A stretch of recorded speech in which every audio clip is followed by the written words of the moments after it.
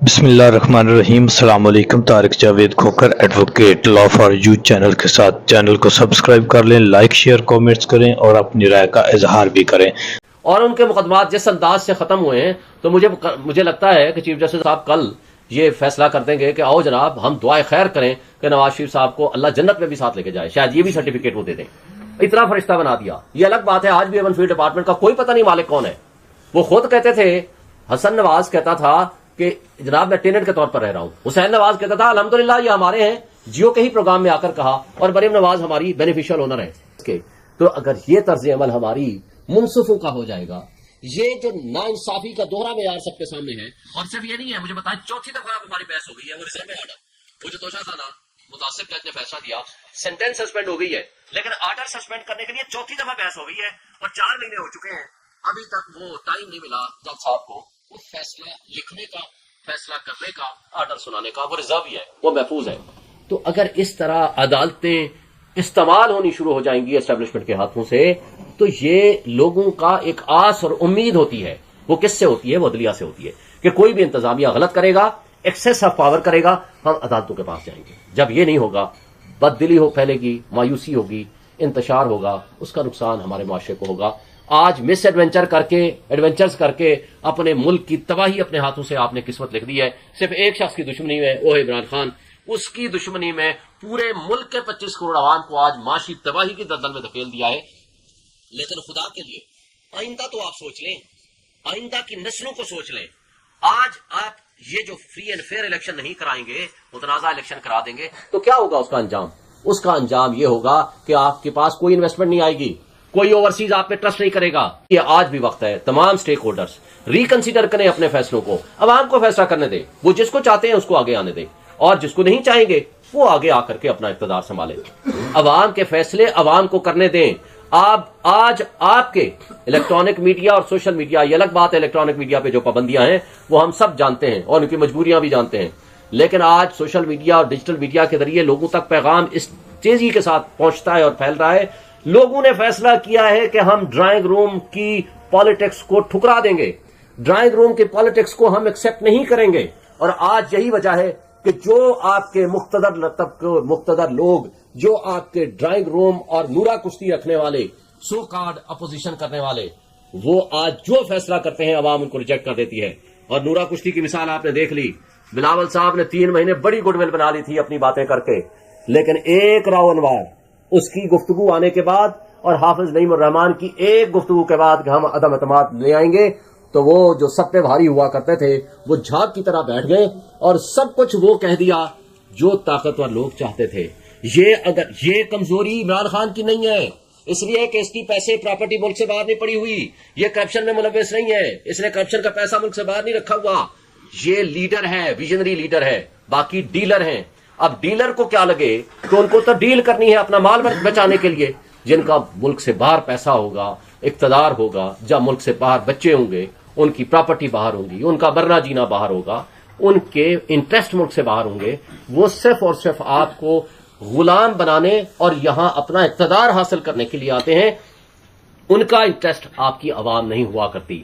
لیکن جس لیڈر عمران خان کا مرنا جینا اس ملک کے ساتھ ہے، اس کی کوئی کمزوری نہیں ہے کہ جس کو یہ بلیک میل کر سکیں، اس لیے آج اس سے یہ ڈرتے ہیں۔ اس کو اقتدار سے باہر رکھنے کے لیے ہر سازش اور ہر 2 نمبری ہو رہی ہے۔ میں سمجھتا ہوں کہ یہ ہمارے ساتھ، ملک کے ساتھ جاتی ہو رہی ہے، ملک کے لوگوں کے ساتھ جاتی ہو رہی ہے، اور آج بھی وقت ہے کہ ابھی 1.5 مہینے بعد الیکشن ہونے ہیں، اپنی پالیسیز کو ریکنسیڈر کریں اور عوام کو۔ آپ مجھے بتائیں کہ وہ لوگ، ہم یہ چاہتے ہیں کہ کم سے کم فری اینڈ فیئر الیکشن ہو۔ الیکشن کو اگر وقت سے پہلے آپ متنازع کر دیں گے، جو کہ ہو چکا ہے، آپ اگر ہمارے لوگوں کو آج بھی اٹھایا جا رہا ہے جن کا پتہ کوئی نہیں ہے، جن کے بارے میں آج بھی جو فرسٹ ہماری لیڈرشپ ہے وہ ساری کی ساری انڈر گراؤنڈ ہے، جو ہی باہر آتی ہے آپ اٹھا کے لے جاتے ہو۔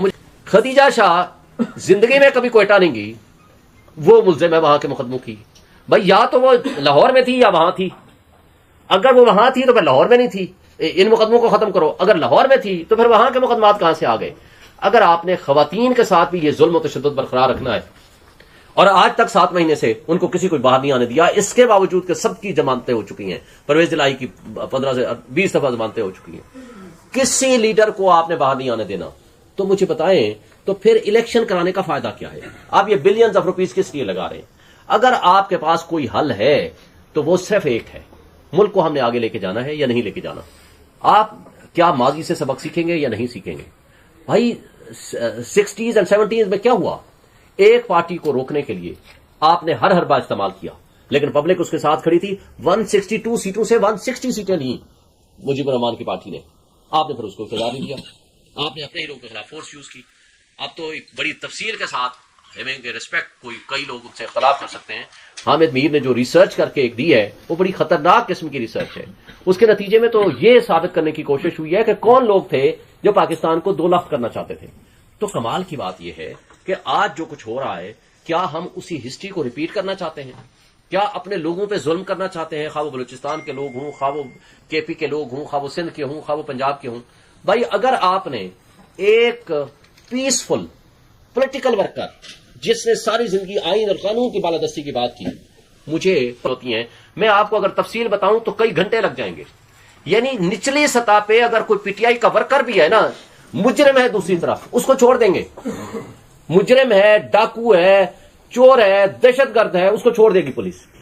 لیکن جرم صرف ایک ہے پاکستان میں، وہ پی پی سی میں میرا خیال ہے یہ ایڈ کر دینا چاہیے تھا شہباز شریف کی اور پی ٹی ایم کی حکومتوں کو، وہ ہے کہ آپ پی ٹی آئی کے ورکر ہیں تو سب سے بڑے مجرم ہیں.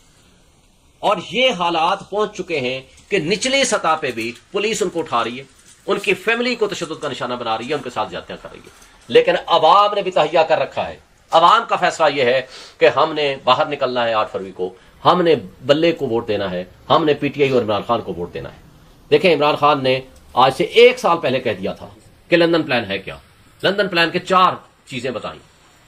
نمبر 1، یہ لائیں گے اپنے سپر لاڈلے کو، اس کے مقدمات ختم کریں گے. وہ آپ نے دیکھا اس انداز سے ختم ہوئے ہیں، اس انداز سے. ہماری تو ایک پٹیشن کیس کو واپس لینے کی 11 مہینے کے بعد ڈسمس کی کہ کیس بھی واپس نہیں لے سکتے.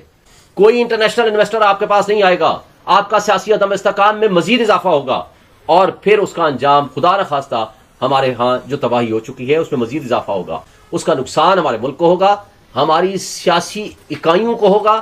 چونکہ عمران خان اور پی ٹی آئی فیڈریشن کی علامت ہے.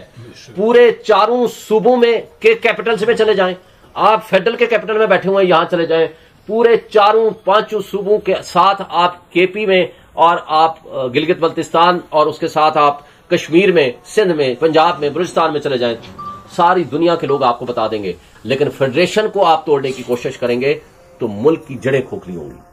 ملک کی جڑیں کھوکھلی ہوں گی تو نقصان ہماری نیشنل سیکورٹی کو بھی ہوگا، ہماری 25 کروڑ عوام کو بھی ہوگا، اور اس کے بعد شاید واپسی کے راستے ہمارے بند ہو جائیں.